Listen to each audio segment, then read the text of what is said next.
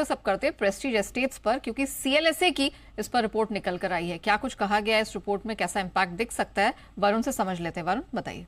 तो नेहा, यहाँ पे तगड़े अपग्रेड्स आए हैं सीएलएसए की तरफ से और लक्ष्य देखिए किस तरह से बढ़ाया है। 1875 से बढ़ा के 2320 का लक्ष्य यहाँ दे रहे हैं, यानी कि ऑलमोस्ट 450 रुपये के आसपास इन्होंने अपने लक्ष्य जो है वो बढ़ा दिए हैं। देखिए, इनका कहना है कि खासकर जो प्री सेल्स अगर आप देखेंगे इस कंपनी की, तो अपने पीयर्स के मुकाबले काफ़ी बेहतरीन प्री सेल्स जो है पिछले 3 साल में इस कंपनी ने की है। अगले 4 साल में अगर आप देखेंगे तो इस कंपनी की ओवरऑल जो अर्निंग है वो 5 गुना होने का अनुमान लगाया जा रहा है और प्री सेल्स में 25 से 30% साल दर साल ग्रोथ का अनुमान जो है वो लगाया जा रहा है। कंपनी की जो प्रोजेक्ट पाइपलाइन है अच्छी है, हालांकि बाकी कॉम्पिटिटर से थोड़ी कम है, लेकिन फिर भी उतनी बेकार नहीं है। अच्छी प्रोजेक्ट पाइपलाइन जो है उस कंपनी की है और केपेक्स जो है वो कंपनी बढ़ चढ़ के करने वाली है अगले कुछ सालों में। इनफैक्ट इनका अनुमान है कि अगले 4 से 5 साल में करीब 14,000 करोड़ रुपए के आसपास का केपेक्स जो है वो ये कंपनी करेगी।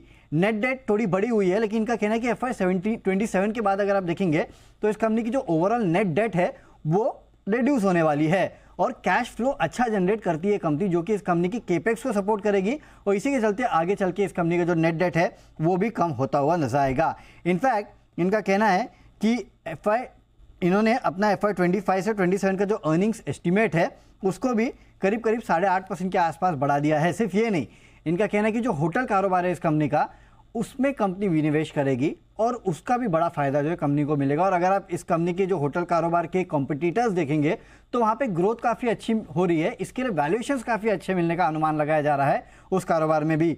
इनफैक्ट इस कंपनी के खुद के अगर वैल्यूएशन देखेंगे तो अपने पीयर से काफ़ी सस्ती है, इसके लिए ये अपना प्राइस टारगेट बढ़ा रहे हैं। 1875 से बढ़ा के 2320 का कर दिया है। बढ़िया टारगेट निकल कर आया है यहाँ पर प्रेस्टीज एस्टेट्स के लिए और लेवल्स भी देखिए कितने अच्छे आ रहे हैं। वैसे भी सारे रियल एस्टेट स्टॉक्स में तो ज़बरदस्त एक्शन दिखाई है।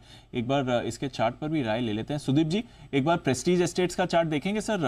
1930 के लेवल पर है, आज भी 3% ऊपर है। डेज हाई पर एक बार 5% भी ऊपर था और आगे के लिए भी अग्रेसिव टारगेट्स निकल कर आए हैं सर। दीपांशु, जो हिसाब से ये रियल एस्टेट स्टॉक्स में मूव आया और स्पेसिफिकली प्रेस्टीज एस्टेट्स की बात करें तो आज जो हिसाब से एक बहुत ही बढ़िया, अगर हम देखें पिछले 7-8 दिन से हायर बॉटम्स का जो एक स्ट्रक्चर बना हुआ है, वहां पे मुझे लग रहा है आज ऊपर के लेवल पे 2000 के करीब से थोड़ा सेलिंग प्रेशर आ रहा है। तो जो ये जो कैंडल बन रहा है, जो आज ऊपर से थोड़ा सेलिंग प्रेशर आ रहा है, मुझे लग रहा है कि एक आध दिन थोड़ा रुकना चाहिए। थोड़ा एक 1880 का जो लेवल है वो लेवल को एक बार शायद से ये रिटेस्ट करे, जहां पे इसका 10 दिन का मूविंग एवरेज मंगलवार के आसपास आ जाएगा। तो वो एक रिटेस्ट के बाद फ्रेश बाइंग करना चाहिए, बिकॉज थोड़ा रिस्क रिवॉर्ड ये लेवल पे मुझे अप्रोप्रिएट नहीं लग रहा। तो इसको थोड़ा डिप पे 1880 के करीब लेना चाहिए। स्ट्रक्चर इसका स्ट्रॉन्ग है बट एक हल्का सा डिप आ सकता है। स्ट्रक्चर स्ट्रॉन्ग है बट हल्का डिप आपको आते हुए दिख सकता है। ये है आपके लिए प्रेस्टीज एस्टेट्स जहां पर रखनी है आपको नजर।